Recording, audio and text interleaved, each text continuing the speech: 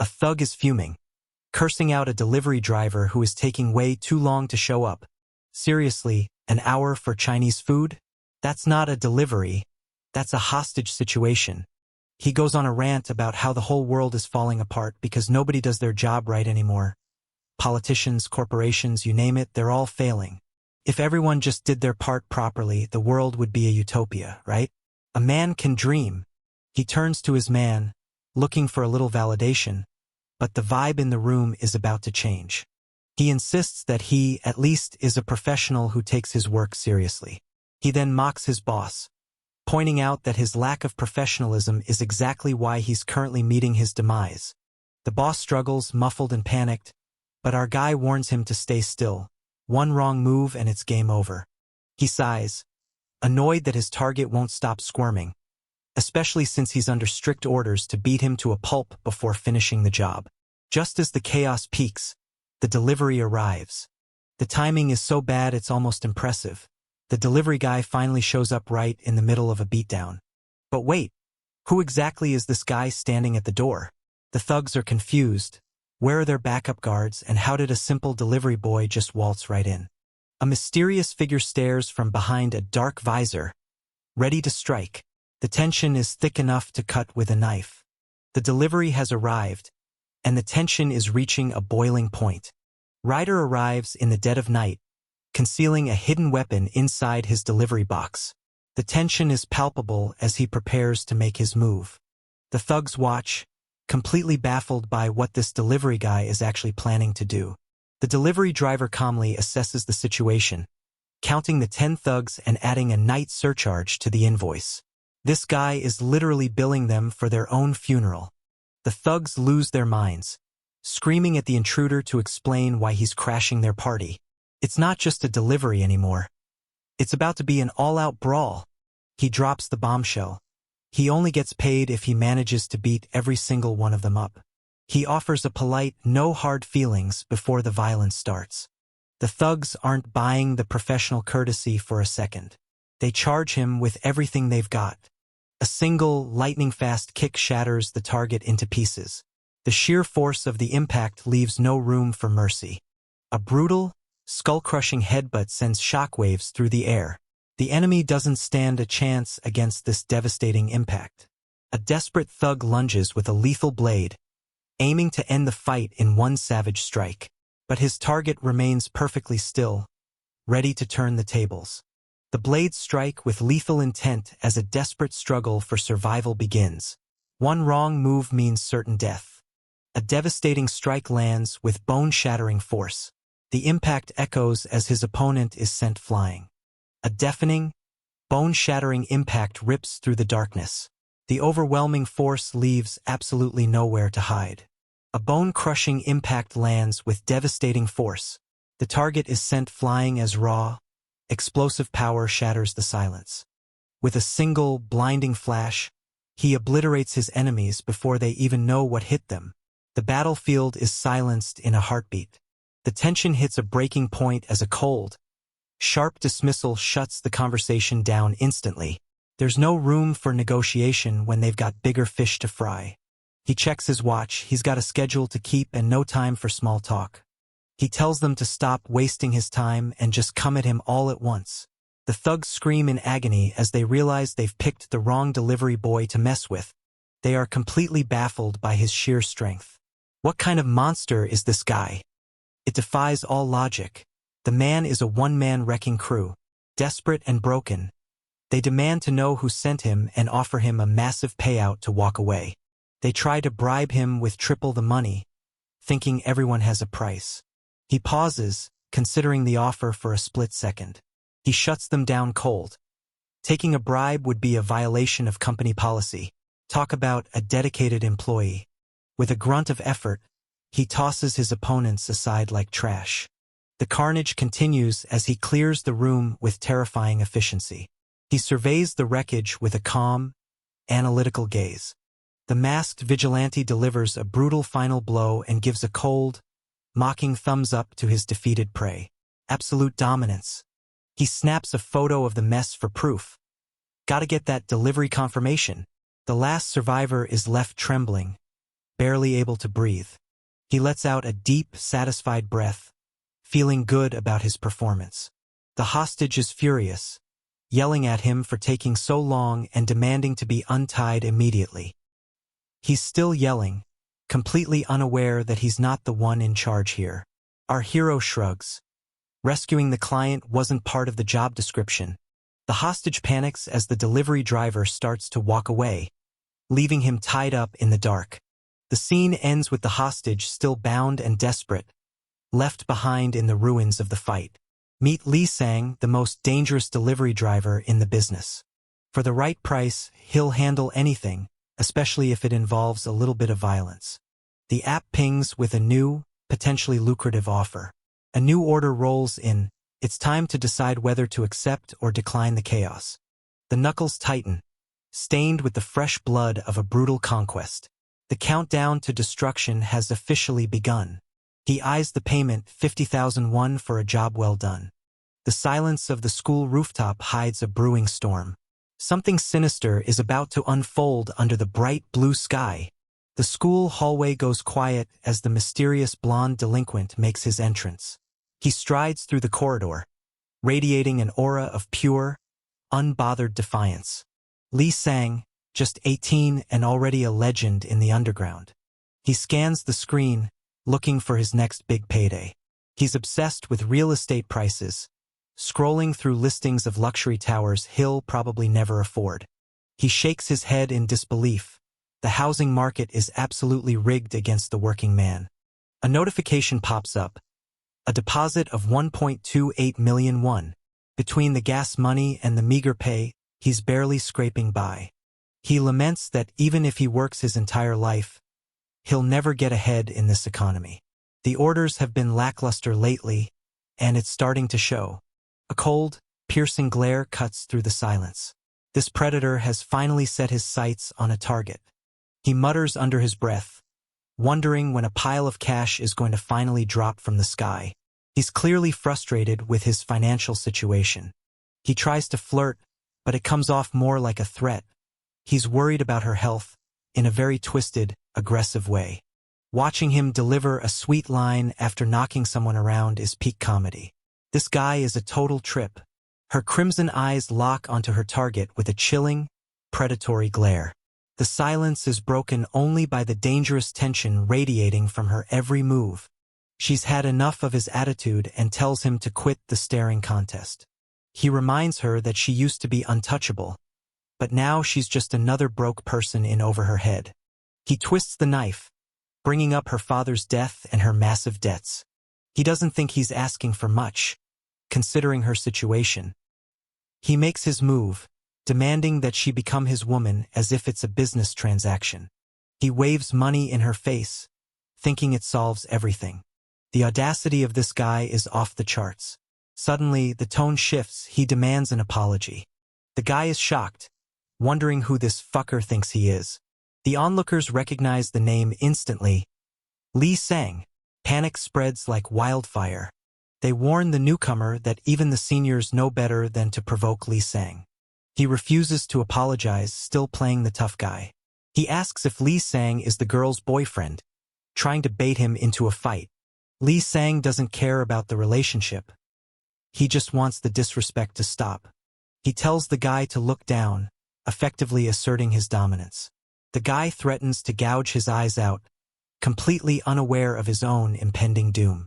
The bystanders beg him to stop before he gets himself killed. Someone else tries to step in and apologize on his behalf, just to keep the peace. Lee Sang isn't satisfied.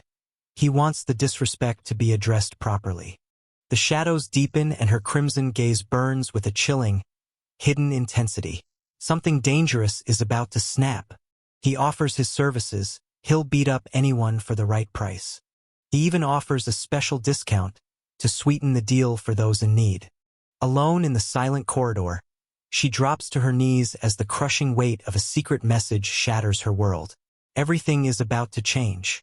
Lee Sang is back on the clock, ready for the next delivery. A sinister glint ignites in her crimson eyes as she plots her next move. The calm is over. Now comes the chaos.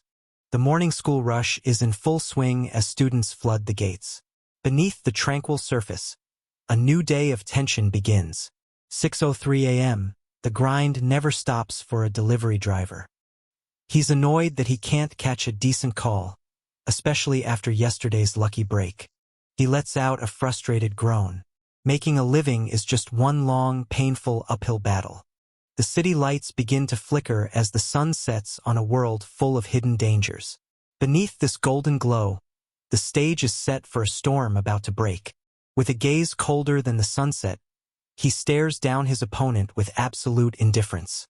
The calm before the storm has arrived, and he's clearly unimpressed. Delivery heaven is calling.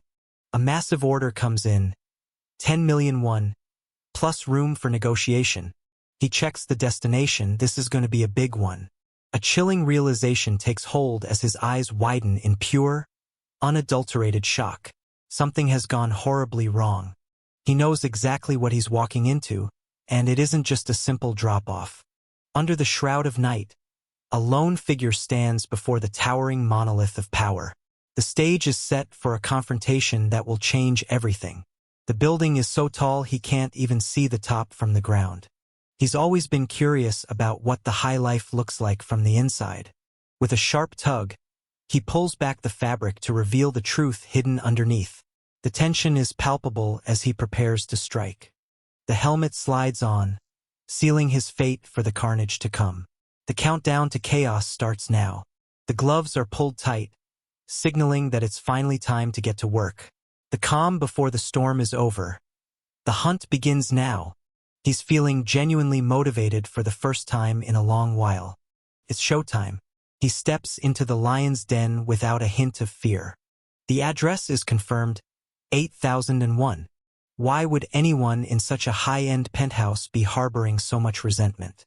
The door swings open with a chilling click, revealing a blinding light that signals a dangerous encounter. There is no turning back now. "Delivery," he announces, as if he's just dropping off a pizza. He steps inside, wondering why the place is pitch black. A sudden flash cuts through the darkness as the phone's light snaps on. The secret is about to be revealed. He's in position. The tension is building to an unbearable level. He wonders why the place is covered in plastered warnings and odd signs. It's so dark he can barely see his own hand in front of his face. Caught in the act, our intruder freezes as the silence of the room shatters. The heist has just hit a major snag. The tension spikes as ominous footsteps echo in the dark. Danger is closing in from all sides. The shadows close in as masked assassins strike from the darkness. Nowhere to run. It's kill or be killed. The masked warrior lunges with lethal intent, unleashing a strike that screams pure destruction. There is no escape from this devastating, lightning-fast blow. A brutal, bone-shattering blow connects. Blood sprays as the victim is sent reeling from the sheer force of the impact. The thugs burst in, only to be met with a cold, unshaken gaze. One swift movement has already sent an attacker crashing to the floor. He looks at the chaos, completely unfazed. He realizes these guys don't even belong in this building. He's mostly annoyed that they didn't list the head count. Now he's going to have to charge them extra for the inconvenience. One of the thugs realizes this kid is no normal delivery boy. They decide to swarm him, hoping to overwhelm him with numbers. Without even looking up from his phone, he delivers a bone-crushing blow that sends his attacker flying. Total dominance has never looked this casual. "That's 2 down," he mutters, barely breaking a sweat. Cold dread washes over the remaining thugs as they realize they're staring death in the face. Their eyes widen in pure, unadulterated shock. One thug tries to land a hit, but he's totally out of his league. Lee Sang doesn't even bother to look up. If you're enjoying this recap, smash that like button and subscribe for more. The fight is just getting started, and the body count is about to rise. With a grip of pure steel, he shatters the barrier. There's no holding him back now. A lethal blade strikes with blinding speed, leaving the target with no time to react. The execution is absolute. Silence falls over the room, heavy and suffocating. He counts down the seconds. 5, 4, 3. Without even looking up from his phone, he sends his opponent flying with a brutal, lightning-fast kick. The disrespect is absolute. And that's one down. Talk about multitasking. He mocks his opponent's nimbleness, claiming that true power is the only thing that matters. The weight class difference is simply insurmountable. His opponent screams in frustration as his attacks fail. With a bone-chilling snap, he ruthlessly crushes his opponent's wrist. There is no mercy left in his grip. He recoils in disgust, calling the close-quarters grapple absolutely foul. A blood-curdling roar echoes as the pain finally hits home. He taunts his enemy, wondering why they're hesitating to make the next move. A challenge is issued. Should he be the one to bridge the gap? The insult strikes deep, and his enemy's rage reaches a boiling point. The numbers flash, 8001, the countdown begins. A chilling force slams against the door, threatening to shatter the barrier. The suspense is suffocating. He declares that this is the end for 8001. The heavy door creaks open, revealing a slumped figure in the shadows. Something wicked has just entered the room. Or perhaps he speaks too soon.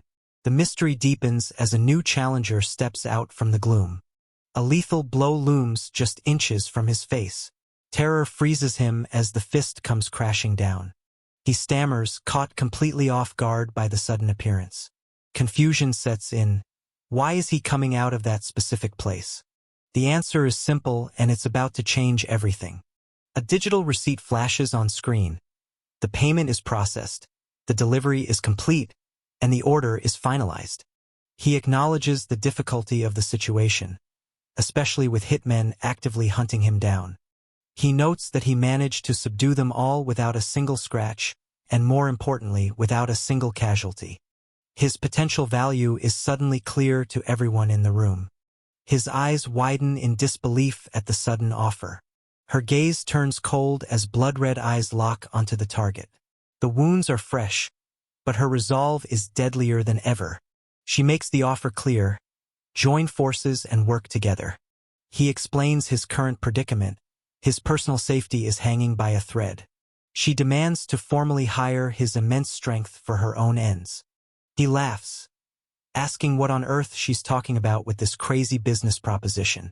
He flatly refuses to be a simple, exclusive driver. He's not just some customer service lackey. He insists that such a role strictly violates his personal operating policy. She reminds him of the harsh reality. He's flat broke, just as that pig mentioned earlier. She turns the tables, suggesting he should be more worried about how he's going to collect his delivery fee. He realizes she's got a point. He asks for cold hard cash, though he laments that nobody uses actual physical currency these days. He just wants his pay, and he wants it now. She informs him that the fee has increased due to additional charges. Don't even think about asking for a discount. She's far too annoyed for that. The cash begins to stack up. The payment is confirmed, and the deal is sealed. A staggering 100 million per case is on the table.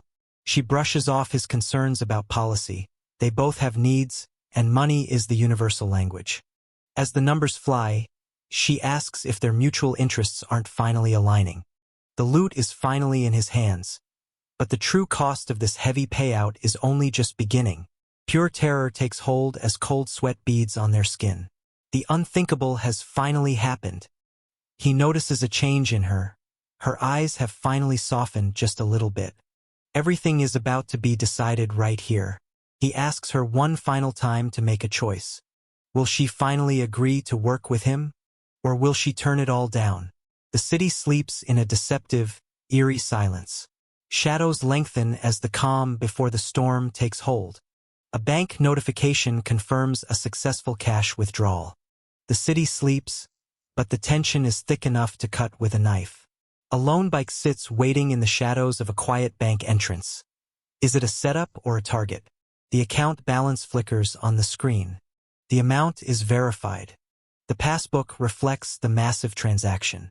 The deposit is officially recorded. The card is processed in the dead of night. A cold, chilling gaze locks onto his target. The air turns icy as he prepares to unleash absolute chaos. The transaction details are finalized. and the massive sum is officially transferred. He is reminded to take his receipt and card, as if this were just any other boring day. He can't believe he's actually being dragged into this. She asks him again, "Are you in or are you out?" He has one final chance to pass on this madness. The money is ready, and the temptation is becoming impossible to ignore. The weight of despair crushes him as he drops his head in pure agony. He's reached his breaking point. He finally relents. He's in.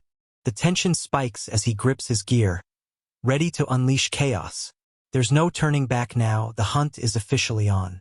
He laughs, revealing that the whole performance was just to trick the trash standing before him. The numbers continue to inflate, creating a distraction. He admits the performance was good, and he almost fell for it. Honestly, he's impressed. The zeros just keep piling up. He points out the obvious. This whole thing is a total fake. The smell, the texture, the color. Did they really think they could pull a scam like this on him? He reminds them that the pig already warned them. This house is bankrupt, so who are they trying to fool? She asks him if he's really going to refuse. Doesn't he know he'll regret this? With a single, defiant gesture, all bridges are burned. There's no turning back now. He tells her she looks a bit sick, so he'll spare her the call fee this time. But if they run into each other at school, she'd better pretend he's a stranger. He warns her that if she crosses that line, she's as good as dead. The tension is so thick you could choke on it. The data streams continue to fluctuate wildly. The market is in total disarray. Everything is spiraling out of control. The numbers are climbing at an impossible, astronomical rate. He stares at the screen in disbelief. The digits are changing right before his eyes. He screams in excitement, telling everyone to go all in. They're heading for the high life. 10 billion is no longer a dream. It's within their reach. The gains are absolutely legendary. Chaos erupts as a massive impact shatters the street, sending civilians fleeing for their lives. With a single, devastating blow, he shatters the wall to reveal a fortune hidden in the shadows. The hunt is on, and the jackpot is finally within his reach. The dust settles, revealing the wreckage. Someone questions if he's just a minor inspector, and so what if he is? They demand to know what he was thinking. Robbing the place? What's his school? Who are his parents? He is released with a stern warning, provided he pays for the full restitution within a week. The bank showed leniency because he's a minor. He'd better consider himself lucky. The time for consequences is now. The receipt for damages is massive, nearly 10 million in total costs. Standing alone in the twilight, a lone figure prepares to unleash a storm of chaos. The calm before the slaughter has just begun. A lone figure stares into the fading twilight, bracing for the storm to come. The city sleeps, but the silence won't last for long. He asks her for a massive favor, referring back to the words he spoke just yesterday. It's time for him to eat some humble pie. He begs for a chance to take it all back. With a cold, piercing gaze, she stares down her target with lethal intent. Those blood-red eyes reveal a predator ready to strike. She wonders what this bastard is possibly trying to pull now. She tells him it's perfect timing. She was looking for him anyway to give him a piece of her mind. She notes that while she let it slide before, she's now brought in the elite to make sure he doesn't walk away this time. She asks if they should finish what they couldn't finish yesterday. She taunts him, asking if he's really going to be cold-hearted and refuse his own request. He calls out her name, completely stunned by the situation. Someone screams in outrage. Has this guy completely lost his mind? He references the old saying about checking the stone bridge before crossing. That's exactly why he waited. He argues that the stakes are too high to be reckless. Caution is the only logical path. He proposes a new deal. Half the original price, taxes included, settled through the app. Seems fair, right? But he adds a caveat. Could he get 10 million in advance for some emergency expenses? The audacity of this man knows no bounds. He demands the contract. He's ready to sign it right now. With a chilling gaze and piercing red eyes, she stops him dead in his tracks. Don't even think about making another move. A shocking turn of events leaves him stunned. He reaches out, desperate to stop her before she walks away for good. He screams for her to wait. He said he'd do the work, didn't he? She stops, her patience wearing thin. She points out that he's been using informal language for a while now. With a cold, piercing glare, she stops in her tracks. The battle may be over, but the fire in her eyes is just beginning to burn. She demands to know if that's how one asks for a favor. He'd better try asking again, properly this time. He stammers that they are the same age, so why does it matter? The onlookers are completely lost as to what is happening. He mutters to himself. It's not that he can't, he just hates having to do this. One swift strike leaves the bully face down in the dirt. The queen doesn't even break a sweat while looking down on her defeated prey. The student is identified, but he's already been put in his place. With blood-red eyes and a cold, piercing glare, she reaches for her bag to unleash hell. The atmosphere shatters as her hidden lethal intent finally surfaces. She proves she's leagues above the others. A lackey cheers for her, complimenting her perfect swing. The tension hits a breaking point as he locks in with a deadly, focused glare. Nothing can stop him now. He responds with the obedient, "No, sir." He sighs, frustrated by the incompetence of his subordinates. The CEO of Yonggang Steel enters the fray. A gloved hand reaches for the ultimate trump card. The game is about to change in a heartbeat. The power dynamics shift instantly. He acts all sweet, calling his son the most lovely and dependable boy in the world, and asking if he needs some extra pocket money. He calls out to his father. Pure rage consumes him as he screams for his father to kill the girl who wronged him. The father confirms he's already been looking for the daughter of Song Jiangcheol. He complains that she had him beaten up and even shaved a patch of hair right off his head. He laments that the humiliating photos of his haircut are trending all over social media. He cries out in embarrassment. How is he supposed to show his face at school ever again? If you're enjoying this recap, smash that like button and subscribe for more. His father promises to handle everything, telling him to stop worrying about it. The hero stands firm, bracing for the storm ahead. The silence before the chaos is deafening. Rumors fly that Song Jiangcheol's daughter has humiliated his son by shaving his hair. He demands to know who is going to take responsibility for this pathetic mess. He berates his underlings, calling them incompetent for failing to handle a single girl despite taking his money. He sneers that this is exactly why you can't trust people from the streets.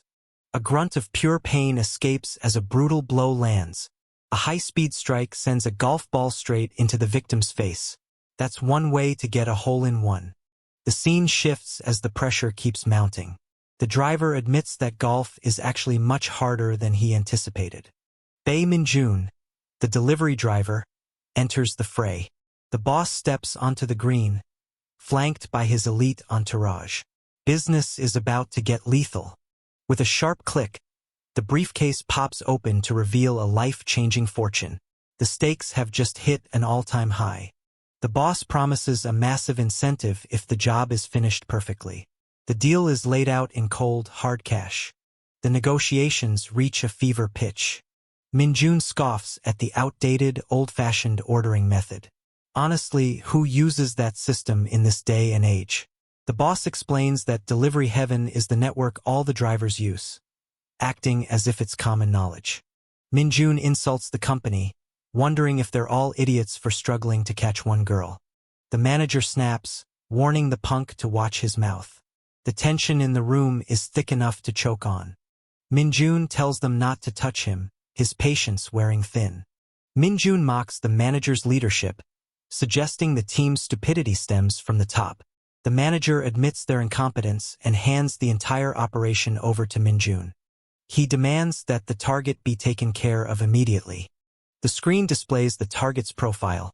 Song Seon-ha, 18 years old. Pure terror takes hold as their gaze locks onto an unspeakable nightmare. The realization hits, there's nowhere left to run. Min-jun declares he will handle things his own way. The boss agrees, provided there are no witnesses left to talk. The app pings. An order has been received. A call is placed to seal the deal. The terms are set, 50 million won for the completed operation. From now on, all fees will be settled through the app for the duration of the contract. Minjun is strictly forbidden from taking any other jobs during this period. He is ordered to stay by the client's side, no matter what happens. The client demands a solemn vow. The air goes still as he stares down his opponent, eyes cold and utterly void of mercy. A lethal silence falls. Minjun finds the demand to stay by the client's side incredibly weird and embarrassing. Regardless, he gives his word. Piercing red eyes and a battle-worn bandage tell a dangerous story. She isn't just a student. She's a force of nature. A new delivery order flashes on the screen. Minjun is officially locked in as the exclusive contracted driver. Minjun worries about his rent and food money. Should he beg for a discount? This is awkward as hell. He impatiently asks when the next errand will be, even if it's just a lunch delivery. The client demands to know where he's going, pointing toward the school. Minjun coldly replies that he's going to work. The client is stunned. Skip school? But the perfect attendance award is on the line. Minjun ignores the whining, focused only on his motorcycle. They tear through the streets on a high-speed escape. With adrenaline pumping, there's no looking back now. The gates of Tanya High loom ahead. A dark and twisted school life is about to begin. The tension is suffocating as the terrified group stands trapped under the watchful gaze of their captors. Caught in the moonlight, he stares in absolute shock as the unthinkable unfolds. He demands to know what is going on.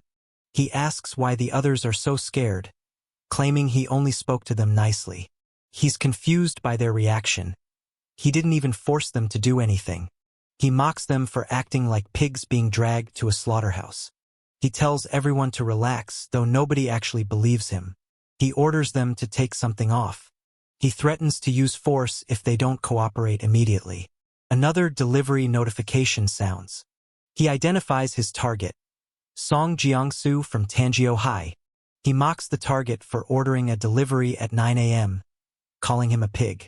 The target is confused as to why the driver is using his own name to order.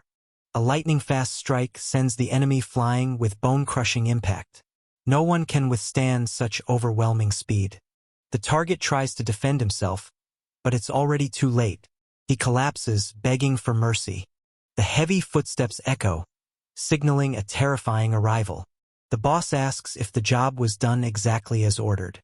Minjun confirms the delivery was completed swiftly and accurately. He gives a cocky thumbs up, but the client is clearly unimpressed. A cold hand snatches the phone from the fallen victim. The secrets are being stolen in broad daylight. The screen flickers, locked and inaccessible. The phone demands a Face ID verification that no longer works. Minjun sees in frustration. He berates the other driver for failing to follow instructions. They were told not to hit the face. He demands tissues to wipe off the blood, while the others wonder if they should just run. He calls out to his subordinates. He demands to know the schools of all the girls they brought. He waits for an answer with cold intent. Caught red-handed, the duo freezes in absolute terror as the finger of accusation points straight at them. He forces them to kneel in the corner with their hands raised. He warns them that if they drop their hands, they're dead. Talk about a fashion disaster in the middle of a hostage crisis. The victims tremble in fear. He tells them to move. There are still many more places to visit. The gates to a new beginning loom ahead. Our protagonist arrives at the prestigious school. Someone shouts, demanding to know who ordered a delivery when it isn't even lunchtime. A brutal, skull-shattering blow connects with devastating precision. His face buckles under the sheer force.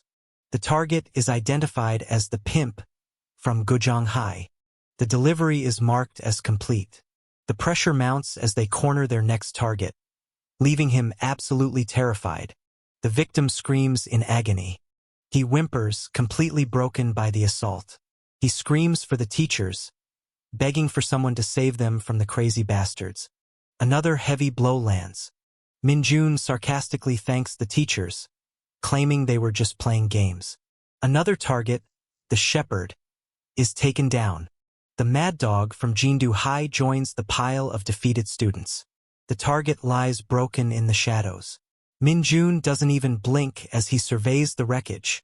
The delivery verification is captured on camera. The broker and Shitfly are added to the list of fallen targets. The chief of Bunching High is finally accounted for. Our hero gives a grim thumbs up while staring down total disaster. Another delivery status update pops up. The final tally is almost complete.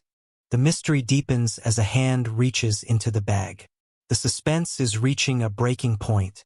Minjun reminds his partner that they have one last stop, and it's going to be the toughest one yet. A cold, calculated gaze pierces through the shadows. The hunt is officially on. The partner asks if they are truly on the same team. Minjun coldly asks what he's trying to say. The partner points out the total lack of communication, despite their supposed partnership. He suggests they should at least share their goals. Minjun shuts him down. They aren't teammates. They are merely a client and a driver, bound by money and nothing more. He sees no reason to share anything with someone so insignificant to him. However, he reveals his true motive. He's looking for a specific person, and their info is on those phones. His only goal is to be delivered to that person. The scene freezes as she steps into the light, ready to drop the truth. The calm before the storm has arrived. The warrior lunges into a high-speed strike, shattering the battlefield. There's no escaping this blow. Amidst the crumbling ruins, he shields her from the destruction, a rare moment of protection. He checks to see if she's okay. A lightning-fast strike splits the air. The duel begins with a lethal clash of palms. She bolts upright in total shock as the gravity of the situation hits home. Pure, unadulterated rage burns in her crimson eyes. She's done playing games. She screams out in frustration. She laments that she still has 28 months of installments left to pay. She spots the bastards who stole her phone.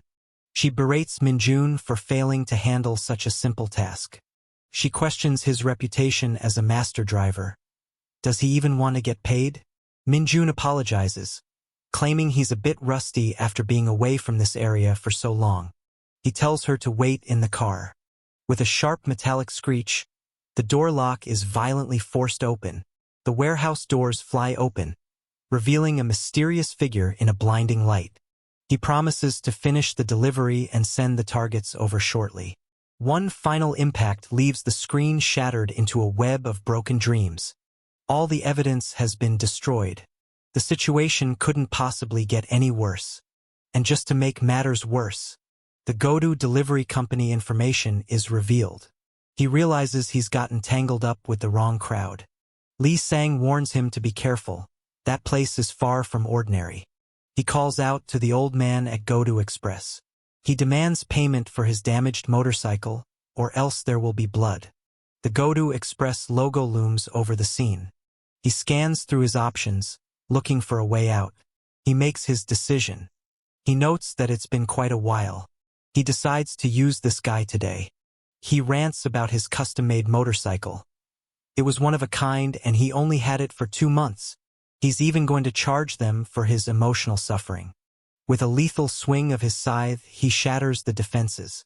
There's no escaping the Reaper's reach. He sighs, noting how long it's been since he had to use this weapon. If you're enjoying this recap, smash that like button and subscribe for more. He struggles to maintain his composure, admitting he's still not used to controlling this newfound power. The delivery man scoffs, calling his survival a fluke rather than skill. Talk about a confidence booster. He warns the kid that if he keeps acting this reckless, he won't last another day in this business. Instead of taking hits like a punching bag, he advises the boy to actually try dodging for once. The tension is rising, and the silence is deafening. He chuckles, noting that young people always have to learn the hard way through sheer stubborn energy.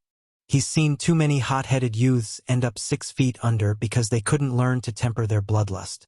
He demands another swing, ready to teach this kid a lesson he won't soon forget. He admits he's rusty against long weapons, but promises to swat the next attack away like a pesky fly. Pure, unadulterated terror shatters his composure. He's staring straight into the face of his worst nightmare.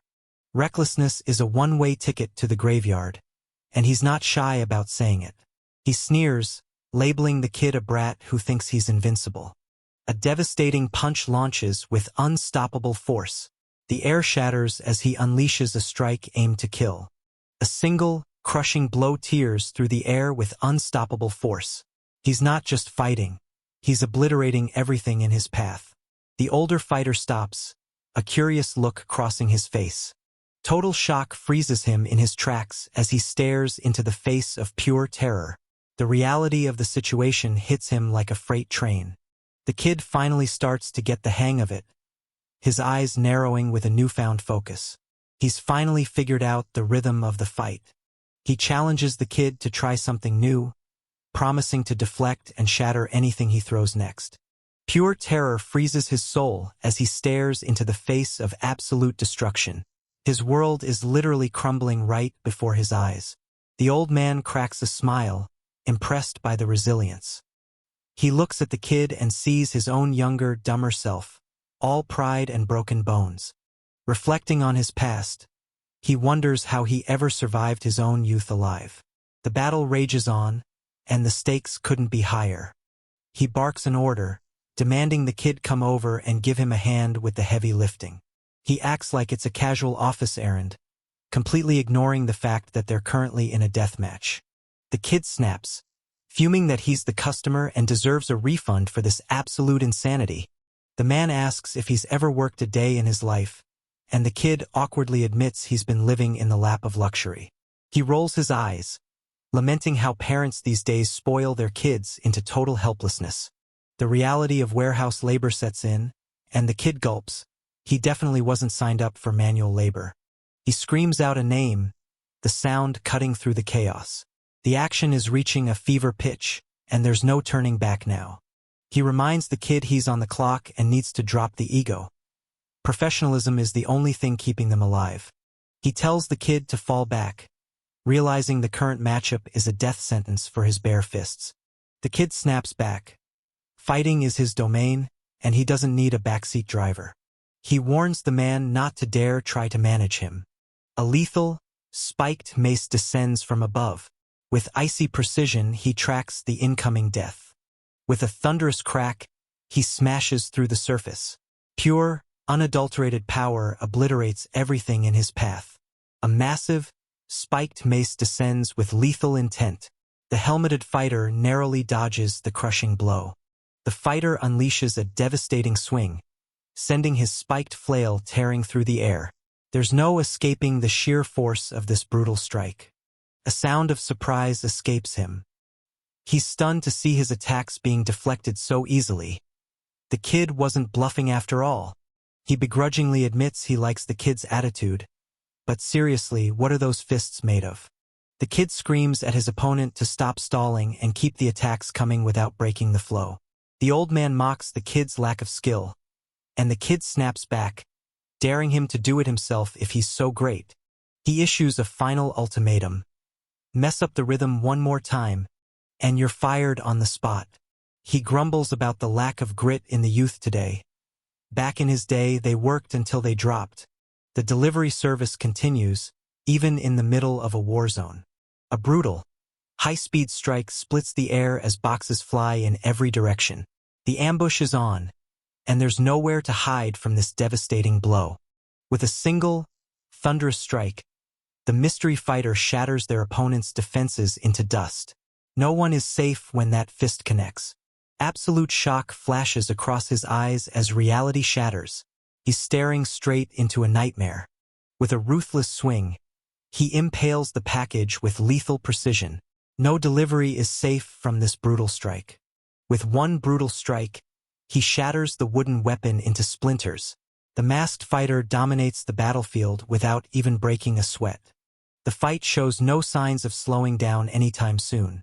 The color drains from his face as pure, unadulterated shock takes hold. He's frozen in his tracks, staring into the face of absolute disaster. The intensity of the battle is reaching its breaking point. With a single, devastating strike, the mysterious fighter shatters his opponent's defenses to pieces. Absolute power has arrived, and it's not holding back. A powerful fist shatters the barrier with ease. The wall crumbles as absolute force breaks through. A lightning-fast projectile tears through the air with lethal precision. The target doesn't stand a chance. With eyes wide and nerves frayed, he lunges forward with a desperate, lightning-fast strike. There's no turning back now. It's all or nothing. Bullets rain down like a death sentence. But he deflects them all with impossible speed. Not a single shot can touch this unstoppable force. With a single, devastating strike, he punches clean through the box. There's no hiding from that raw, crushing power. With a lightning-fast kick, he shatters the pavement and sends debris flying. The target stands no chance against this explosive display of raw power. The mystery rider slams into the ground with bone-shattering force. The pavement crumbles instantly under the weight of their arrival. Pure rage courses through his veins as he grinds his teeth in frustration. He's pushed to the absolute breaking point. A warning sign flashes, but it's already too late. With eyes wide in sheer terror, he realizes his lethal mistake as the massive 500 kilograms weight hurtles straight toward him. There's no escaping the crushing impact now. A devastating strike connects with brutal force. The impact shatters the air as he delivers a finishing blow. The mysterious figure launches into a high-speed dash, leaving only a trail of dust in their wake. They move with explosive force, closing the distance in the blink of an eye. Total shock freezes his face as the terrifying truth finally sinks in. He's staring straight into the abyss of absolute despair. Gasping for air, he admits he threw everything he had. He's completely drained. He declares it a draw, citing the shattered helmet as the price of admission. The carnage is far from over, and he's just getting started. With a shattered helmet in hand, the blonde menace prepares to unleash absolute chaos. Pure, unadulterated terror shatters his resolve as the unthinkable stares him right in the face. His world just came crashing down in one heart-stopping moment. The situation is spiraling completely out of control. He pushes others aside, determined to handle this solo. Talk about main character syndrome. His partner screams at him to stick to the plan, warning that his foolish bravado is going to get him killed. He scoffs, revealing his opponent is just a hired gun for a massive conglomerate. A conglomerate? The stakes just went from bad to you're definitely going to jail level. He dismisses the guy as a hack, wondering if he's ever even seen real, bloody field work. He claims bravado is only for the unskilled, a bold statement for someone currently in over his head. Standing over a sea of bloodied bodies, the cold-blooded victor claims his prize. The carnage is absolute and he's just getting started. He doubles down on his philosophy. Bravado is for the weak and he's anything but. A cold, calculating smirk forms on his face as he prepares to unleash chaos. The silence before the storm has never been this dangerous. He agrees with the sentiment, finding a strange kinship in the insanity of the moment. He recalls all the seniors who told him he'd die for his attitude, and how he ended up burying most of them himself. It's a dark realization. The people who warned him are all dead, some by his own hand. He spares the kid's life, finding a twisted comfort in meeting someone who speaks his brand of crazy. He suggests they keep living by their own rules and prove everyone else wrong. Shadowed eyes, cold resolve, the calm before the storm. He's locked in and ready to unleash chaos. The action continues as they prepare for the next round. The dust settles as the lone warrior stands amidst the wreckage of his defeated foes. A new legend emerges in the shadow of total destruction. The tension is palpable as they circle each other. The cap hits the pavement with a sharp thud. The confrontation is about to begin. The heavy thud of boots hits the pavement, signaling that the confrontation is about to begin. There's no turning back now. The boy's gaze turns cold as he locks onto his target. He's finished playing games. It's time for the real carnage to begin. The cap hits the pavement and the gloves come off. This middle-aged powerhouse is ready to throw down in the middle of the street. The stage is set for an epic showdown. Pure terror grips his face as the realization hits home.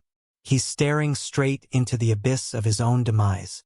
A single fist clenches with explosive tension, signaling that the time for talk is over. Pure, unadulterated rage is about to be unleashed. The tension explodes as he lunges forward, winding up for a devastating strike. No one is walking away from this collision unscathed. He boasts that back in his prime, his fists were just as dangerous as the kid's sure grandpa, let's get you to bed. The kid actually smiles, admitting that's the first thing he's liked about the old man all day. Pure adrenaline surges as he lunges into the fray with teeth bared. There's no turning back now. With a blade of pure darkness, he executes a lethal strike. The enemy doesn't stand a chance against this overwhelming power. A bone-shattering blow connects square on the jaw. He's sent flying with nowhere to run. With a single, devastating strike, he sends his opponent flying into the air. Absolute dominance has a new face. With a single, lightning-fast strike, he sends his opponent crashing to the pavement. The fight is over before it even begins. He claims he's coming into millions soon, so he'll be merciful. If by merciful he means just beating them half to death. He lets out a primal scream, turning his rage toward his enemies. Cold sweat drips as his eyes widen in pure, unadulterated shock. Something has just pushed him to the absolute edge. He threatens to slit a throat if anyone moves an inch. Talk about a bad day for customer service.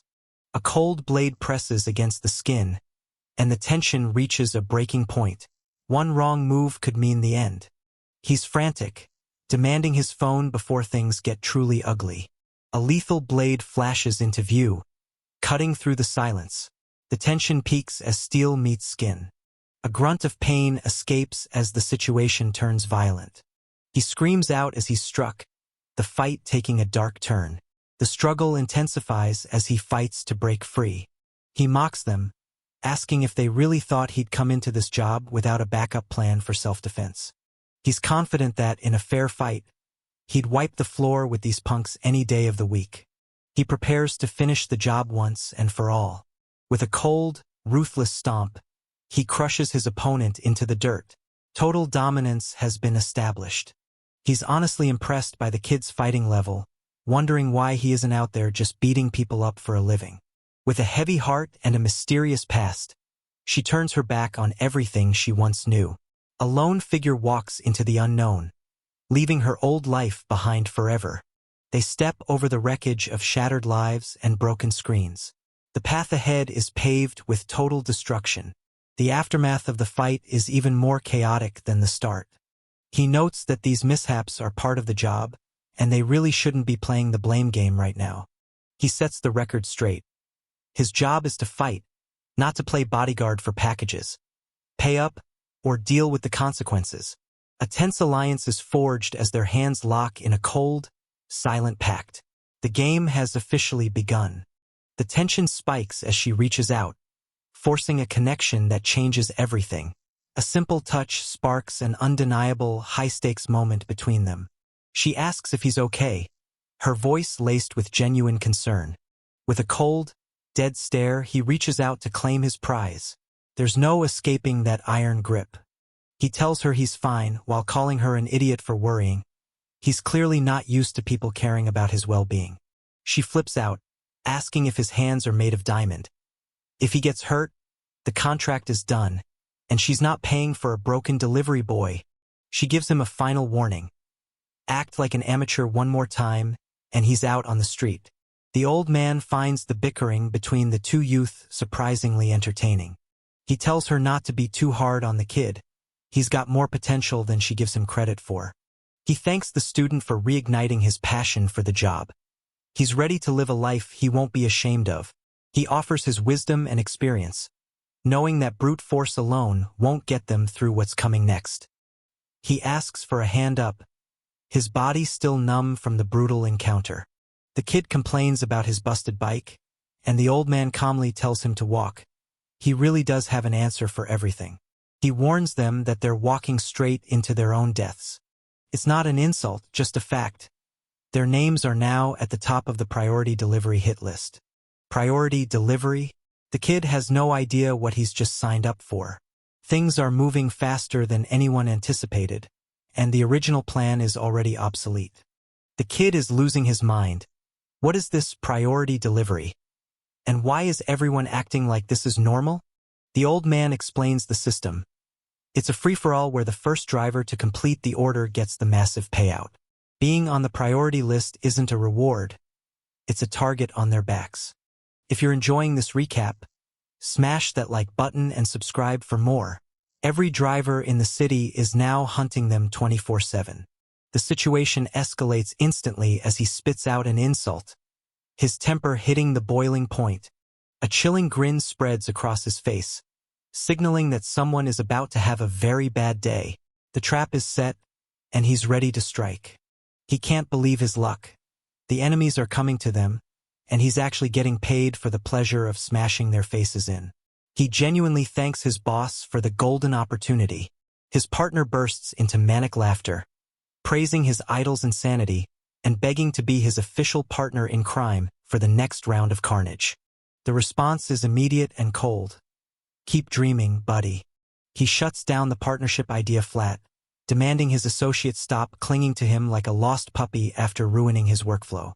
With a shrug, he claims he's just a pro driver in it for the cash, completely devoid of any sentimental attachments. The challenger hits the deck, defeated and broken. With one final thud, the collar drops as his absolute dominance comes to a crashing end. A brief moment of hesitation passes before he decides to accept his persistent companion. Her gaze turns ice-cold as she reaches out, ready to deliver a brutal reckoning. The intensity in those red eyes spells nothing but pure disaster for her target. The shackles are broken and the hunter finally breaks free. With the collar cast aside, he stares down his fate in pure, unadulterated shock. He confesses that if he were only a few years younger, he wouldn't have bothered hiding his true feelings for her. She stares back, dumbfounded, wondering if he's actually serious with those cheesy, dramatic lines. They're down to the final delivery point, and with their phones smashed and the clock ticking, they have absolutely no margin for error. The mission is critical, and there's no time to waste on tech support. He glances at his companion, deciding that he'll just have to serve as a temporary substitute for the job. He promises to extract every single secret and shred of information from his target. The intel hidden on those phones is the key, and he's going to make sure he gets it all. A sharp, sudden movement catches everyone off guard. The sky bleeds with an ominous crimson glow, signaling that a storm is brewing. Chaos is on the horizon. The sun sets over the sprawling metropolis, casting a dramatic glow on the chaos brewing below. A storm is coming to this city. He confirms the destination, questioning if this is truly the final stop of their hellish delivery route. The warning is clear. This spot is the most dangerous and difficult one yet. Realization hits him like a brick. The final delivery spot is their own school. Talk about a twisted homecoming. He wonders if they could have just started here, mourning the loss of his perfect attendance award in the process. His partner scoffs, pointing out that he's already caused enough scenes at other schools to last a lifetime. The task is done. The item is secured firmly in place exactly as requested. He guarantees that their target isn't going anywhere. The trap is perfectly set. When asked what else needs to be done, the answer is blunt. Just be prepared to die if things get hairy. He mocks his partner's lack of respect for his elders, though he secretly admires the bold, reckless attitude. He suggests that a 30-year age gap is nothing these days, practically begging to be called older brother. Talk about a midlife crisis. The scent of blood and dust fills the air. It's clear they've walked into the aftermath of a violent struggle. A simple nod confirms they both know exactly what they're dealing with. The delivery bike sits abandoned right at the school gate, a silent witness to the carnage. All eyes shift to the fifth-floor window of the student council room. Normally shrouded in heavy curtains, the room was just lit up and wide open, suggesting someone was watching them. It's either a rival team beating them to the punch or something far more sinister. Scars on her face and a cold, piercing gaze. She isn't just back. She's looking for vengeance. The silence is shattered by the dark intensity in her eyes. He wonders if it could be both, hoping for a fight worth his time. A chilling encounter awaits as a mysterious figure emerges from the shadows to confront the group. The air turns ice cold. There's no turning back now. A voice booms through the hall, demanding to know why the hell they're so late to the party. He drops the bomb casually. He's already finished off every kid in the student council room. Since he was bored waiting, he decided to spice things up. He went on a rampage through the school, clearing out anyone he could find. He complains about the lack of students, wondering if this is such a bottom-tier school that they don't even have study sessions. His partner looks on in disgust, realizing they're dealing with a total amateur who doesn't respect the rules of the trade. He snaps, calling the guy a delivery rat for ignoring the basics and slaughtering people without a direct order. Professionalism is clearly dead, and this guy is the prime suspect. A flash of blinding speed as the helmeted figure dashes past in a blur. Everything changes in the blink of an eye. The killer mumbles something incoherent, clearly not bothered by the lecture on professional standards. He tells the guy to stop pointing fingers, his patience wearing dangerously thin. In a flash of brutal violence, his arm is severed clean off. The shock is instant as his world descends into pure agony. He dismisses the wounded man, claiming he's lost all interest in hunting such weaklings. The tension hits a breaking point as a mysterious device is revealed to the stunned group. Every eye is locked on the screen, waiting for the truth to be unleashed. He admits he was skeptical about being hired to hunt down a single high school girl, even considering wiping out everyone in the building. But then he saw the target's photo. The sight of her sent a jolt of pure, unadulterated excitement through his veins. A sinister grin spreads across his face as he stares into the glowing screen. The game is officially afoot. The target profile flashes on the display. Song Seon-ha, 18 years old, and now, the center of a deadly hunt. Everything is set, and the target is officially marked for termination. He remarks that it's been a long time coming.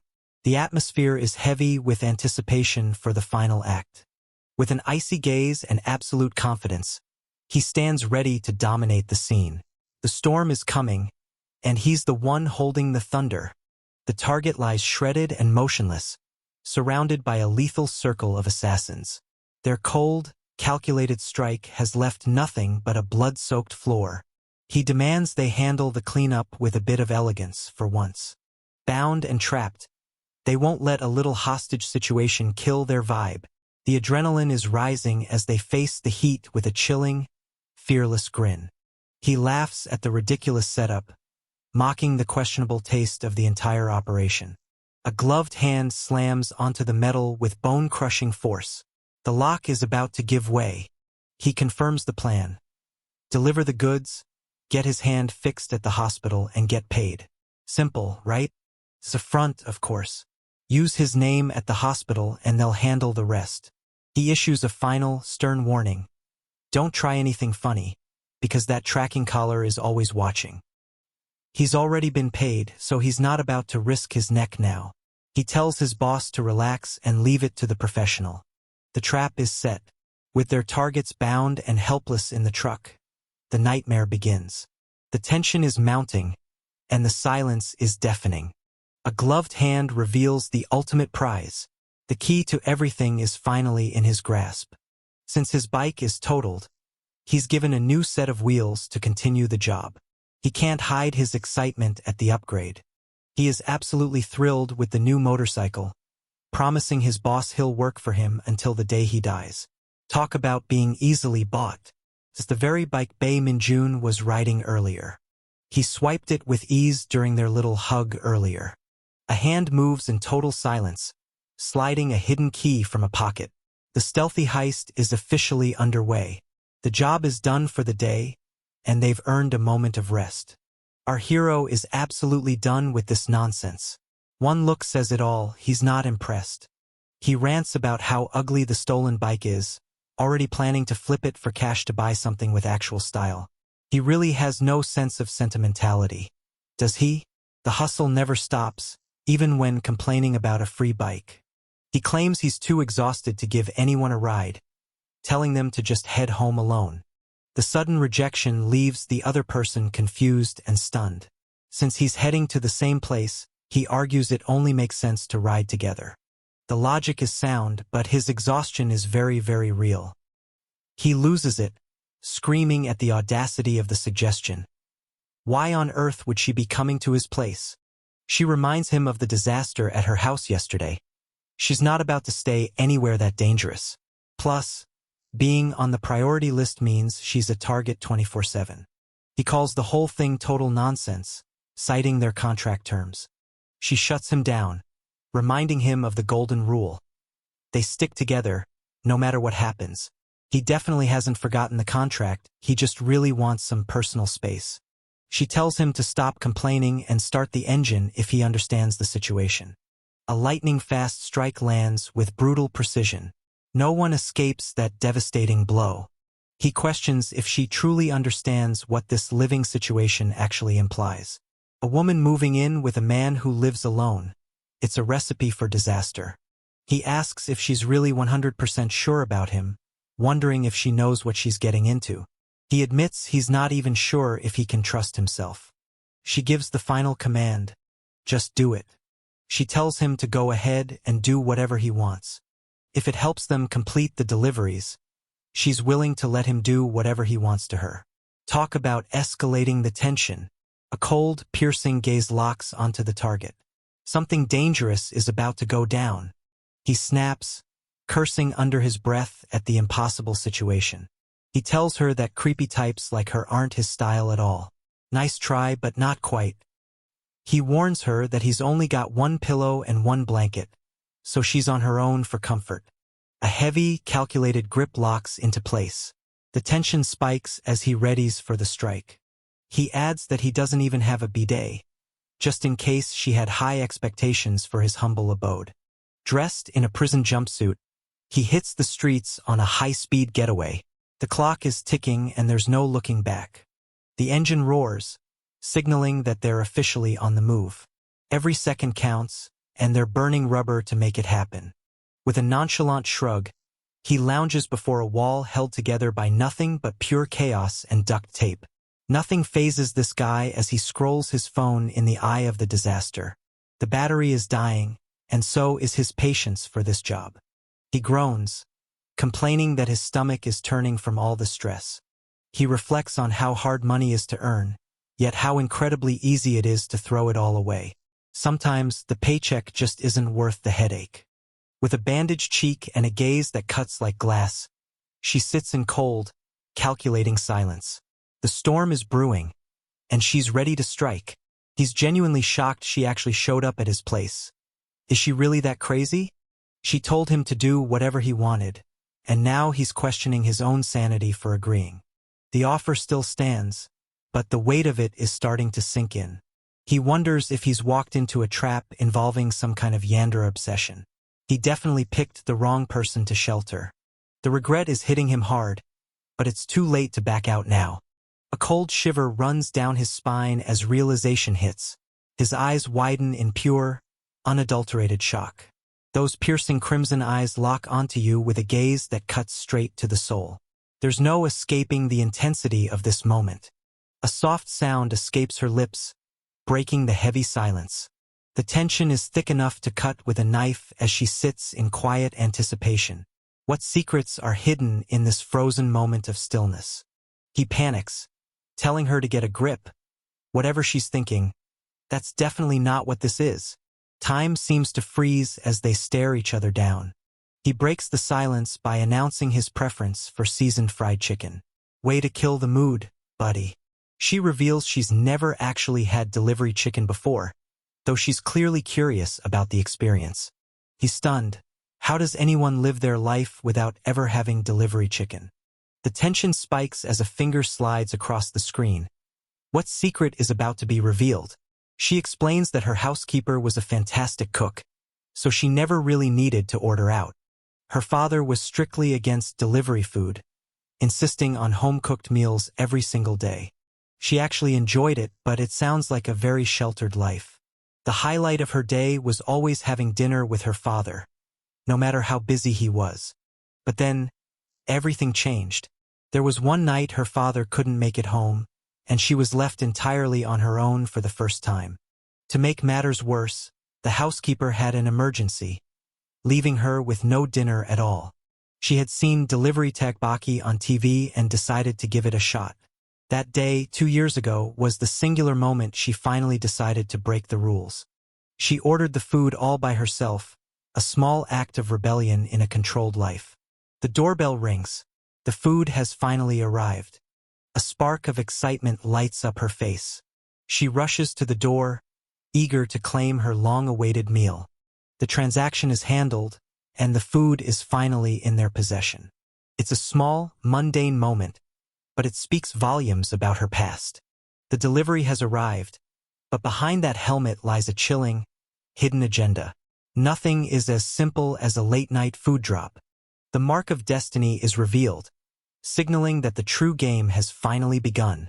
He sneers, questioning if anyone really believed all of this was just a coincidence. Her eyes flare with a terrifying, crimson intensity. Something has just shattered her reality. She recalls the very first day she ever ordered delivery.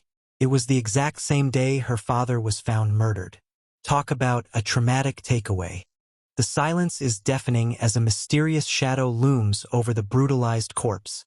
A cold-blooded execution has left the room bathed in blood and dread. She points out the delivery driver. She notes that he looks remarkably similar to the person standing right in front of her. She declares that she doesn't believe in coincidences anymore. He curses under his breath. Even the bad guys have bad days, apparently. Things have officially gone from 0 to 100 on the complication scale. He senses intruders outside, at least 2 of them, and he knows for a fact it isn't the chicken delivery. He sighs, lamenting why he brought her here. He's grateful for the backup, but he's really not in the mood for a late-night surcharge. He warns the newcomer that they are officially on the suspect list. A flurry of numbers flashes by, marking the chaotic passage of time in this investigation. A cold shadow crosses his face as he stares into the void of his own dark thoughts. The tension is palpable. He's clearly hiding a dangerous secret.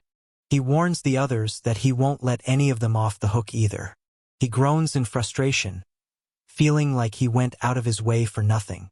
The tension is palpable as he stares down his opponent, cold resolve etched across his face.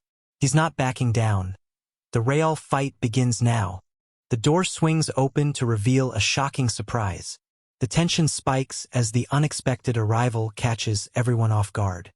With a single, ruthless grip, he lifts his opponent off the ground like a ragdoll. The battlefield is littered with bodies, and the interrogation has just begun. The victim begs for his life, pleading for mercy. A confused grunt escapes someone in the room. A sharp gasp of pain echoes through the space. He demands to know if the man is Lee Sang. Heavy footsteps echo through the silence as an imposing figure steps into the room. The tension skyrockets.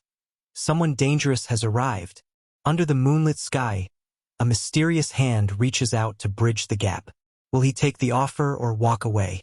He introduces himself as Yang Jaiwoo. The tension hits a breaking point as a hand reaches out, but he doesn't even blink. Ice cold and completely unfazed, he stares down the confrontation without a single drop of fear. He snaps at the man to put his hand away, refusing to shake hands with him. Talk about a cold shoulder. The man remains calm, feigning ignorance. He nods, claiming he understands the situation perfectly. He apologizes, admitting it seems he was the one who overstepped. A trembling hand reaches out into the abyss, desperate to grasp the fading light. Every nerve is frayed as the final hope slips through their fingers. A lightning-fast strike narrowly misses its mark. The tension is palpable as the blade slices through the air. He declares that the other man's very existence is an offense to him. He calls him a rotten delinquent who lacks even the most basic manners. He prepares himself for what comes next. He vows to teach this punk a lesson in manners he won't soon forget. Tensions are reaching a breaking point. The guy shouts that he's a crazy bastard for trashing someone else's rented apartment. Death lurks in the shadows as a lethal strike closes in on its unsuspecting target. The predator emerges, leaving no room for escape. The air is thick with the promise of violence. With a lethal gaze, he winds up for a bone-crushing blow. The silence before the storm is about to be shattered. He glances at the weapon in his opponent's hand. He mocks the baton, laughing at the idea that such a toy could actually hurt him. Pure shock ripples through him as he catches sight of the unthinkable. Every muscle freezes in place as reality comes crashing down. A brutal gash tears through his skin, staining his fist with fresh blood. The pain is immense, but the fight has only just begun. He mocks the man's arrogance, born purely from his own ignorance. The fight is getting personal now. He tells the man there's no need to grieve, though he can't help but mutter about how this isn't just his problem. He blames society for producing and abandoning trash like him in the first place. He yells at the intruder for barging in and rambling nonsense, sarcastically asking if he's a delivery rider too. He calls out the name Song Seonha. He states clearly that he is taking her with him. He sneers at Seonha, wondering why so many people keep throwing themselves at her. He warns them that she's his current source of income, and he has no intention of giving her up easily. He insists that Seonha will choose to leave with him, claiming it's better than staying with garbage. The standoff intensifies.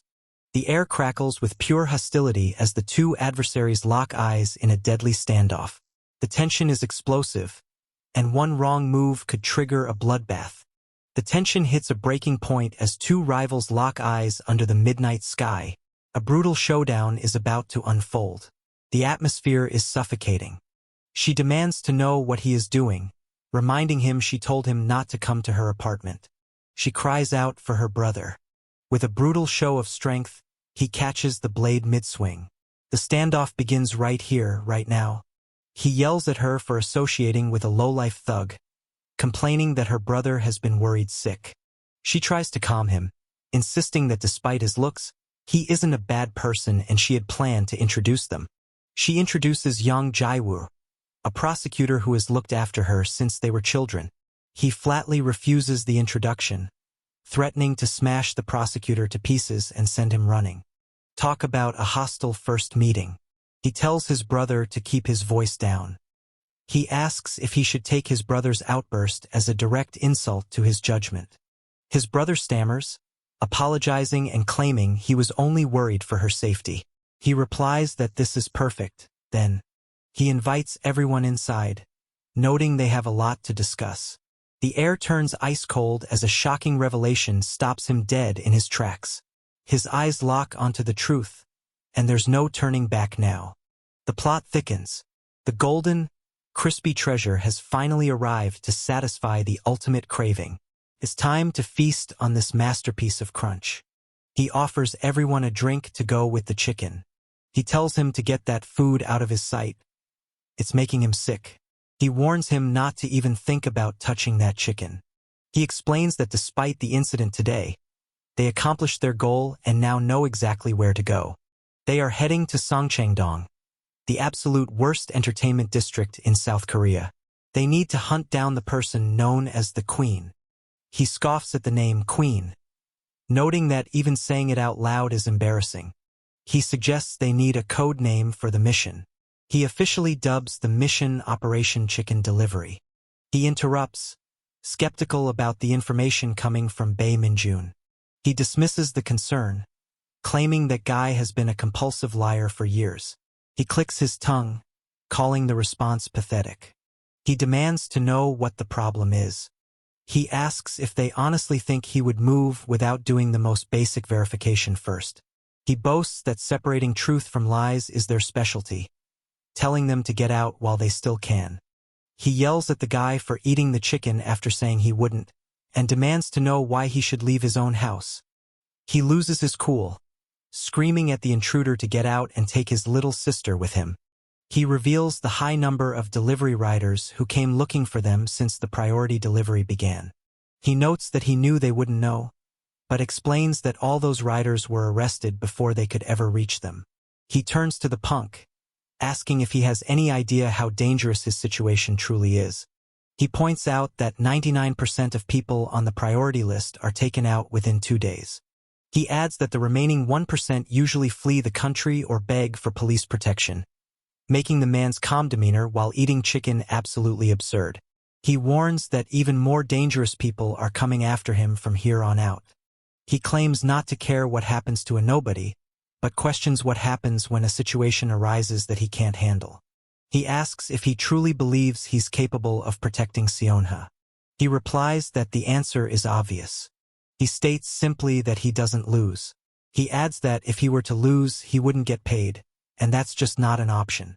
The mission continues, and the stakes couldn't be higher. A voice calls out to the prosecutor, announcing that the scene has been cleaned up. He suggests it's probably time for the prosecutor to get going. If you're enjoying this recap, smash that like button and subscribe for more. The air crackles with lethal intent as a mysterious warrior lunges into the fray. Cloaked in shadows, they strike with lightning speed. She tells Seonha she still doesn't understand the situation. He tells her to prove her worth. He issues a cold threat. If he ever disappoints Seonha, hurts her, or makes her cry, he vows to kill him himself. The atmosphere turns bone-chilling as a sudden, violent crack shatters the silence. Panic erupts in the room, leaving them frozen in absolute terror. He warns him that if he ever barges into his place again, he'll kill him first. The tension is absolutely off the charts. The air turns ice-cold as his deadpan glare locks onto his target. He's not playing games, and the tension is reaching a breaking point. Absolute terror paralyzes him as the unthinkable reality sinks in. His world is crumbling right before his eyes. He lets out a sharp, shocked sound. He asks if there are extra clothes around and tells her to go take a shower. They find themselves in a back alley in Songchangdong. She protests, telling him no and threatening to call the cops if he keeps pushing her. He tells her to just think about the money, claiming it's just being a jisseeing and that with her face she could make a fortune. He laughs at her threat to call the police, noting that they are in Songchangdong now, where the rules don't apply. A single, brutal strike sends his target flying. The silence is shattered as violence erupts in an instant. He observes that the clothes seem to be about her size. She sighs, admitting it's easier to move in her own clothes and wondering if they really have to go this far. A mysterious encounter stops time as their gazes lock in the middle of the street. The air crackles with unspoken tension as these two worlds collide. He insists it's the only way they won't stand out. They reiterate that they only know the name Queen and that she is hiding in Songchangdong. They are flying blind with very little intel. They acknowledge that they have way too little info on the delivery target. He asks what else they can possibly do at this point. The golden-haired powerhouse steps into the light, radiating pure, unbothered arrogance. He doesn't just enter the room, he commands it. The presence of the newcomer changes everything. A cold, piercing gaze cuts through the air as she emerges with lethal elegance. Don't let that beauty fool you. She's ready to strike. She lets out a small exclamation of interest. She admires the clarity of their piercing eyes. She notes their skin like white jade and hair like silk. She comments on their well-groomed posture and poise. She is impressed by a spirit that refuses to bow, even before her. She wonders how many years it's been since she saw someone with the makings of a first-class jisseeing. She observes that the girl is too scrawny to start working right away, noting she wouldn't last long in her current state. She focuses intently on the look in her eyes. Her eyes ignite with a terrifying, crimson intensity. A cold, lethal awakening is unfolding right before our eyes. She boasts that every girl in Songchangdong was molded by her own two hands. She declares that she will take personal responsibility for her and raise her into the greatest jisseeing in the district. She orders her subordinates to take the girl to the discipline room, and they immediately obey. A sudden interruption. The characters break the fourth wall to point readers toward their official source for more action. That is definitely going to cause some major headaches for everyone involved. He asserts his dominance, warning the others to keep their hands off what is rightfully under his protection.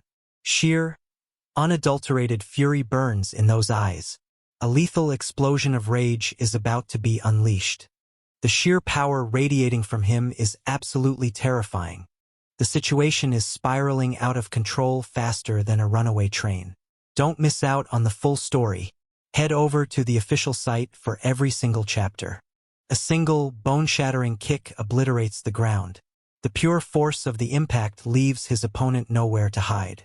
The pipe drops as she freezes in absolute shock. What could have possibly rattled this seasoned veteran? A cocky upstart challenges a pimp in his own territory, unaware of the massive world of hurt he just invited. He has absolutely no clue what he's just walked into. Does he? In this cutthroat underworld, only the strongest males claw their way to the top of the food chain. The pimp's token has long been a source of greed for every lowlife looking to make a quick grab. He's moving with blinding speed, closing the distance in a heartbeat. No one can stop him now. He lays down the gauntlet. If you want the prize, you'd better be prepared to fight for it. A thoughtful pause, or perhaps just the calm before the storm. A thunderous blow connects with devastating force. The blonde fighter is sent reeling as the giant crushes his defenses. If you're enjoying this recap, smash that like button and subscribe for more. A devastating strike connects, sending shockwaves of pure power through the air. The impact is absolute as he crushes his opponent with overwhelming force. The brute's face twists in pure, unadulterated shock. He never saw that lethal blow coming. He questions the situation, wondering if he's really expected to just roll over and take this beating. A mocking suggestion. Perhaps he should just pin it on and call it a day?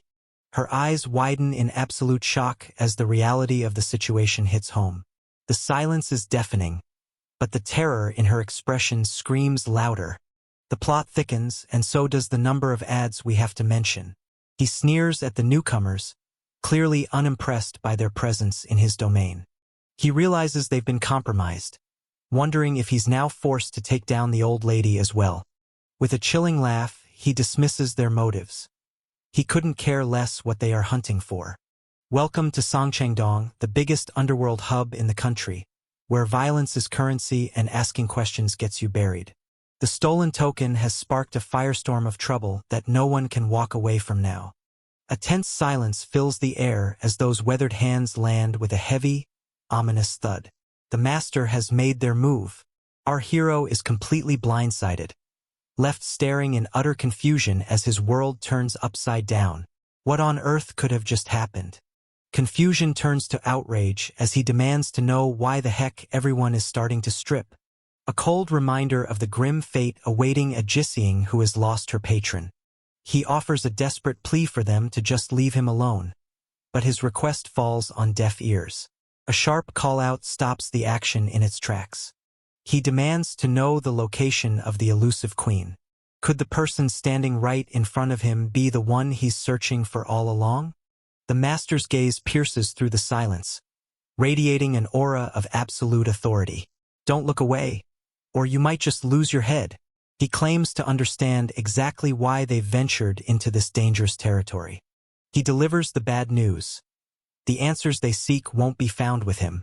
The tension is palpable as the kneeling warrior stares down her mysterious visitors. Every second counts in this chilling standoff. She clarifies the situation with cold precision. She is not the queen, and she has no idea where she is. She drops a lead, confirming the queen is hidden somewhere within the depths of Songchengdong. The mystery of the first-class Jisiangs begins to unravel, revealing a hierarchy built on prestige and danger. The shadows loom large as the mysterious beauties gather, exuding an aura of pure, calculated dominance. Silence falls over the court, and you don't want to be the one who breaks it. These are no ordinary entertainers.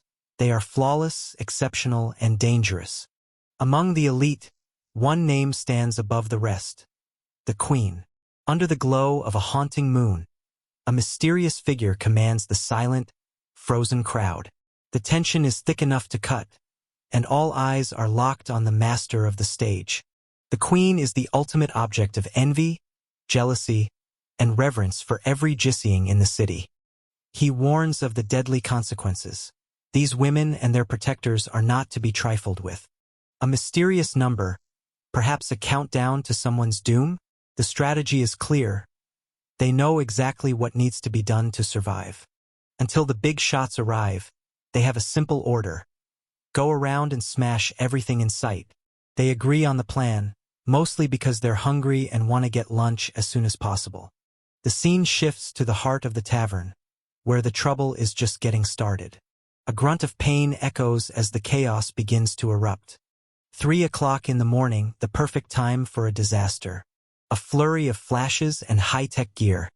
Someone is trying to document this mess. A mysterious hand reaches out to pin the corsage. The tension rises as the final touch is placed. He regrets his career choices, wishing he had charged a premium for this headache.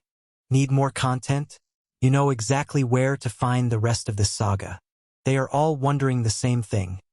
When will the first-class Jisiangs finally make their grand entrance?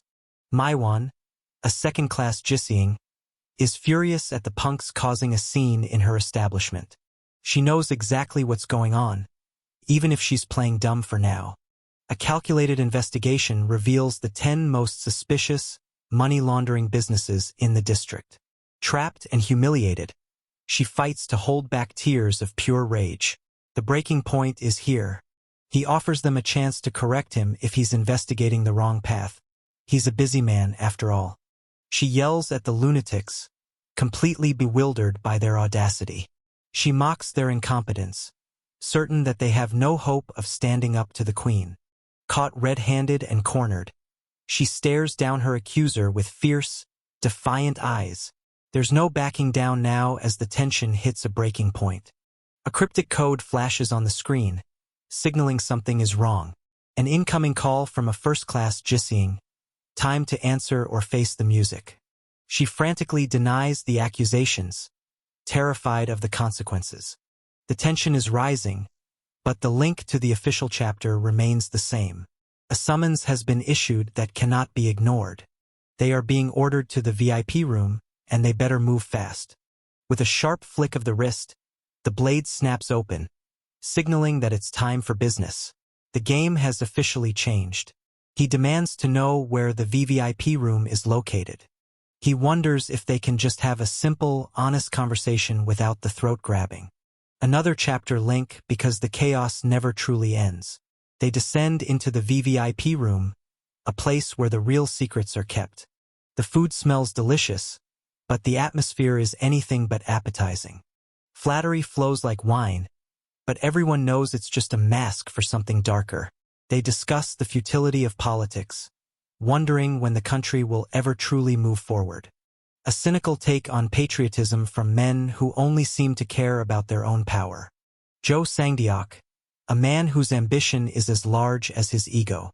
He revels in the support of his brother, feeling untouchable in his current position.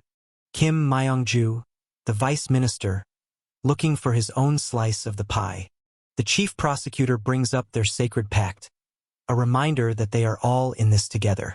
They cheer for the three-branch pact, completely oblivious to the irony of their corruption.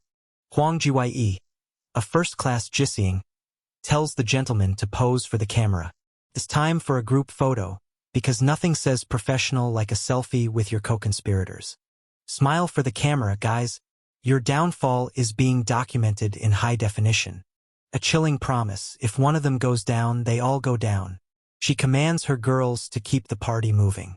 The girls are ordered to show the men a good time, as if they have any other choice.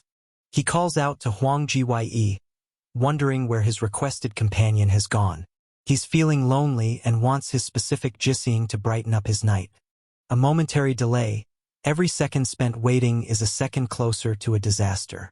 She apologizes for the wait, though her smile hides a sharp edge. The party comes to a screeching halt as a mysterious figure looms over the scene. The predator has become the prey in this chilling standoff. The bad news arrives. The requested girl isn't coming. She steps in as a replacement, a move that is bound to cause trouble. If you're enjoying this recap, smash that like button and subscribe for more. A mocking laugh. Who would have thought someone so skilled could get stomped by a total nobody? Jaoki sneers, clearly happy that the old guard is finally getting pushed out of the way. She calls the fallen Jisiang pathetic, proving that there is no honor among these thieves. She is delighted to be rid of a rival, showing her true, nasty colors. The Madam's protector was supposed to be elite, but clearly, that wasn't enough. 3 attacks have already occurred, and the situation is getting dire. The targets are the most valuable assets on their list, and they are dropping like flies. The threat has reached Songchengdong, and it's time for them to start playing nice. She demands to know how this intruder got in and who gave her the right to talk to her like that. She attempts a diplomatic approach, though it's clear she hates every second of it. Caught in a moment of pure shock, she stares with wide eyes and a mouth agape. Whatever she just witnessed has left her completely speechless. A desperate cry for help. She orders her protector to stop hiding and handle the situation. The world fades into silence as they sink beneath the shimmering surface. Trapped in the deep, there's no turning back now. Deep beneath the surface, he embraces the crushing silence of the abyss. The weight of his turmoil pulls him into the dark, waiting for a spark to reignite his fire. Oh Hyen Su, the protector, emerges from the shadows. Pure, raw energy surges through his veins as he grips his own body, struggling to contain the overwhelming power. A massive, jagged strike tears through the air with unstoppable force. The sheer speed of the impact leaves nothing but a blur of destruction in its wake.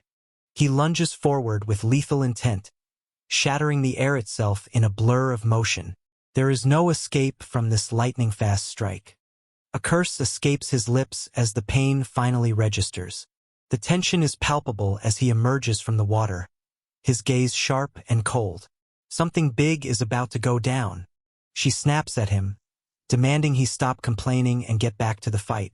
Caught in the act, the tension spikes as unexpected visitors corner him in the water. An unexpected duo steps into the spotlight, radiating an aura of mystery and absolute confidence. Their striking presence commands attention as they prepare to take on whatever challenges lie ahead. Recognition dawns.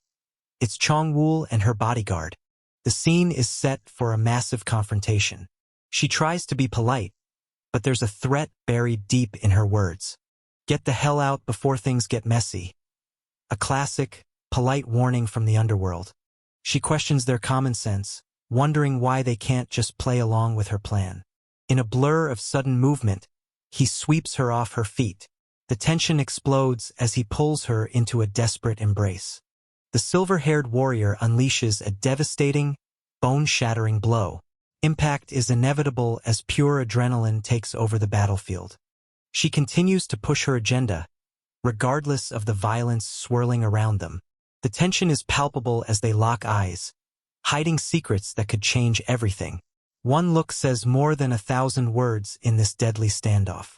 She draws a line in the sand. No more disrespect will be tolerated. The retort is sharp and aggressive, perfectly reflecting the hostility in the room. She calls out the newcomer's nerve, pointing out that she never shows her face until she needs a favor. A final ultimatum. Get out now, or prepare to deal with the consequences. She tries to de-escalate, begging for a moment of reason before everything goes to hell. He gives the order. If they speak one more word, end them. The air turns lethal as he steps up, radiating pure, muscle-bound dominance. No one dares to breathe while this powerhouse stares them down. Cold eyes lock onto the target as the trap snaps shut. The tension is palpable. An icy glare cuts through the air as she dismisses him with a flick of her hand. The tension is palpable. The heavy palace doors creak open, revealing a sliver of the secrets hidden within. Tension mounts as the barrier finally gives way. And of course, one last reminder to check out the source. The mystery deepens, and the stakes have never been higher. It's becoming clear that they are entirely on their own. No help is coming for these Jisiangs. A dark shadow of memory looms as he expresses a sinking feeling, sensing history repeating itself. He confirms the dread. The delivery squad is closing in, just like that fateful day 2 years ago. Those piercing eyes lock onto their target, radiating a cold, calculated intensity that spells nothing but trouble. The scene shifts as the tension builds, leaving no room for distraction. The city's hustle fades away, revealing a hauntingly silent sanctuary hidden in plain sight. Secrets lurk behind those ancient walls, waiting for the shadows to stir. The lone rider pedals through the silent streets, racing against an unseen deadline. Every second counts in this high-stakes delivery. The masked rider pedals through the streets with a carefree tune, hiding a deadly secret beneath his humble delivery gear. The tension spikes as he lunges into the fray. With a swift, decisive movement, he's ready to dominate the battlefield. The lone courier pedals toward the imposing gates, unaware of the mystery that awaits him inside. The stage is set for a fateful encounter. The room freezes as a mysterious figure storms into the decadent den of excess. The party is officially over, and the tension is thick enough to cut with a blade. He calmly announces that he has brought a substitute to handle the situation. Confusion ripples through the room. A substitute for what exactly? A muffled struggle ensues as the captive tries to scream through her bindings. A brutal strike lands with crushing force. She's caught completely off guard in this sudden, devastating ambush. With a cold grin, he declares that they will make good use of her. He leers at her, demanding to know her name and what kind of roles she can play. What a creep. Someone needs to teach him some manners. A realization hits like a lightning bolt, stopping the conversation cold. Pure, unadulterated shock grips the room as they realize who is standing before them. One of them erupts into manic laughter, clearly losing his marbles at the sight.